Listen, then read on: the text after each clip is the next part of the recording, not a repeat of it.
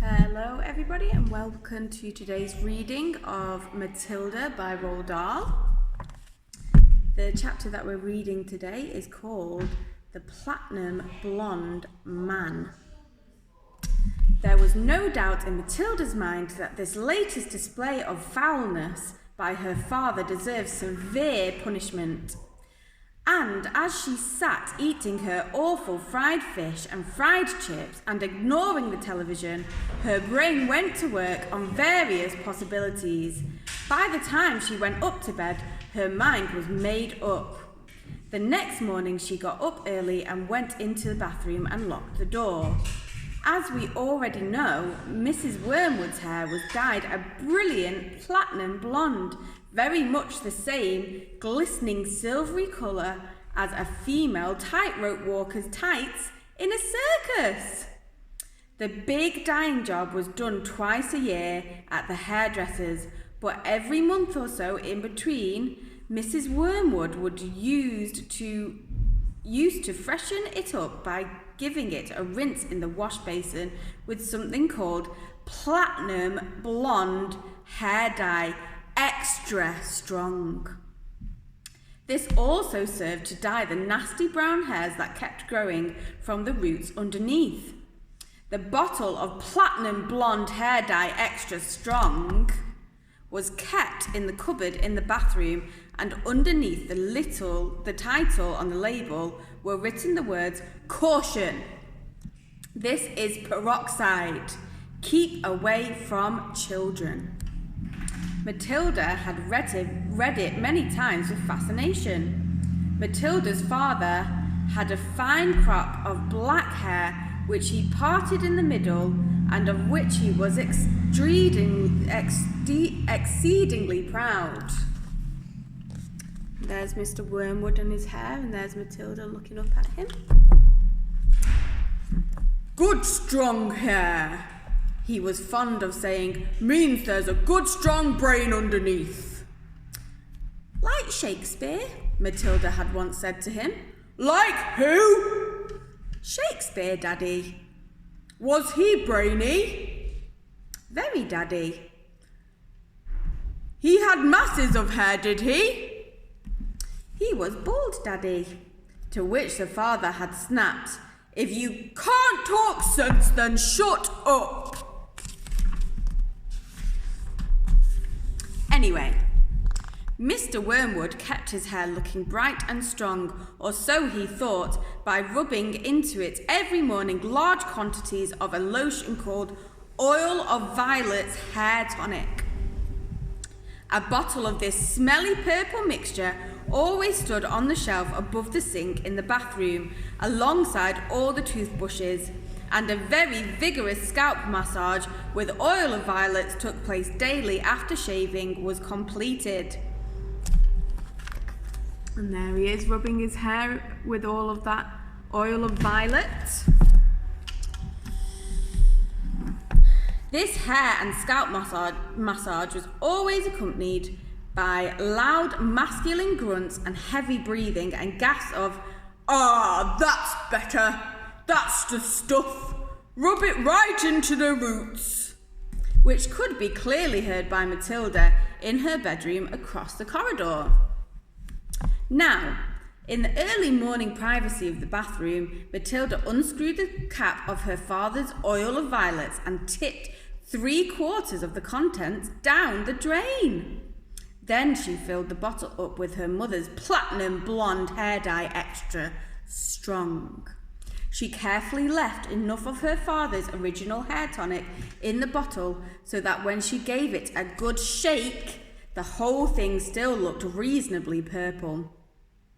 She then replaced the bottle on the shelf above the sink, taking care to put her mother's bottle back in the cupboard. So far, so good. At breakfast time, Matilda sat quietly at the dining room table, eating her cornflakes. Her brother sat opposite her with his back to the door, devouring hunks of bread smothered with a mixture of peanut butter and strawberry jam. The mother was just out of sight around the corner in the kitchen, making Mr. Wormwood's breakfast, which always had to be 2 fried eggs on fried bread with 3 pork sausages and 3 strips of bacon and some fried tomatoes. At this point, Mr. Wormwood came noisily into the room. He was incapable of entering any room quietly, especially at breakfast time. He always had to make his appearance felt immediately by creating a lot of noise and clatter. One could almost hear him saying, "It's me, here I come, the great man himself, the master of the house, the wage earner, the one who makes it possible for all the rest of you to live so well. Notice me and pay your respects." On this occasion, he strode in and slapped his son on the back and shouted, "Well, my boy, your father feels he's in for another great money-making day today at the garage. I've got a few little beauties I'm going to flog to the idiots this morning. Where's my breakfast?" "It's coming, treasure," Mrs. Wormwood called from the kitchen. Matilda kept her face bent low over her cornflakes. She didn't dare look up. In the first place, she wasn't all sure what she was going to see, and secondly, if she did see what she thought she was going to see, she wouldn't trust herself to keep a straight face. The son was looking directly ahead out of the window, stuffing himself with bread and peanut butter and strawberry jam. The father was just moving around to sit at the head of the table when the mother came swooping out from the kitchen, carrying a huge plate piled high with eggs and sausages and bacon and tomatoes. She looked up, she caught sight of her husband, she stopped dead. Then she let out a scream that seemed to lift her right into the air, and she dropped the plate with a crash and a splash onto the floor. Everyone jumped, including Mr. Wormwood. "What the heck's the matter with you, woman?" he shouted. "Look at the mess you've made on the carpet." "Your hair!" The mother was shrieking, pointing a quivering finger at her husband. "Look at your hair! What have you done to your hair?" "What's wrong with my hair, for heaven's sake?" he said.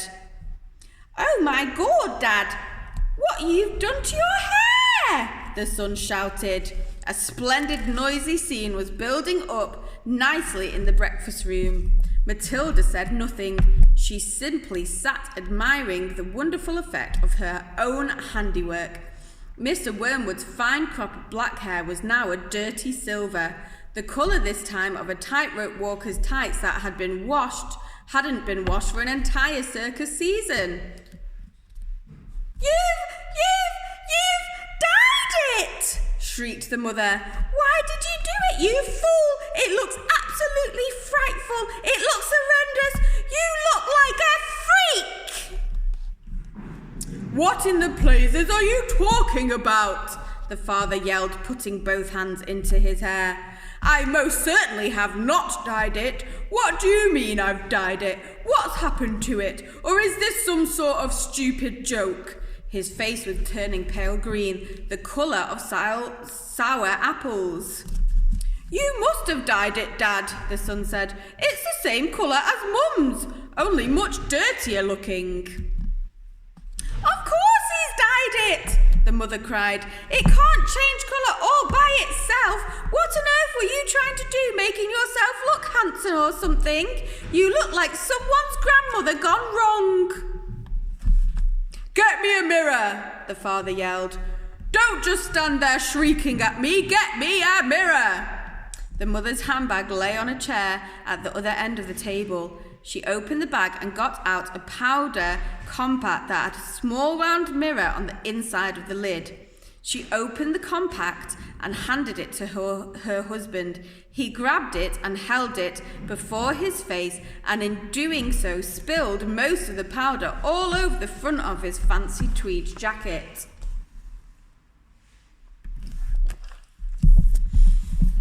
"Be careful!" shrieked the mother. "Now look what you've done. That's my best Elizabeth Arden face powder." "Oh my God!" yelled the father, staring into the mirror. "What's happened to me? I look terrible. I look just like you gone wrong. I can't go down to the garage and sell cars like this. How did it happen? He stared around the room. First at the mother, then at the son, then at Matilda. How could it have happened? He yelled. I imagine, Daddy, Matilda said quietly, that you weren't looking very hard and you simply took Mummy's bottle of hair stuff off the shelf instead of your own. Of course! That's what's happened! The mother cried. Well, really, Harry, how stupid can you get? Why didn't you read the label before you started splashing the stuff all over you? Mine's terribly strong. I meant to use it 1 tablespoon of it in a whole basin of water, and you've gone and put it all over your head neat. It'll probably take all your hair off in the end. Is your scalp beginning to burn, dear? You mean I'm going to lose all my hair? The husband yelled.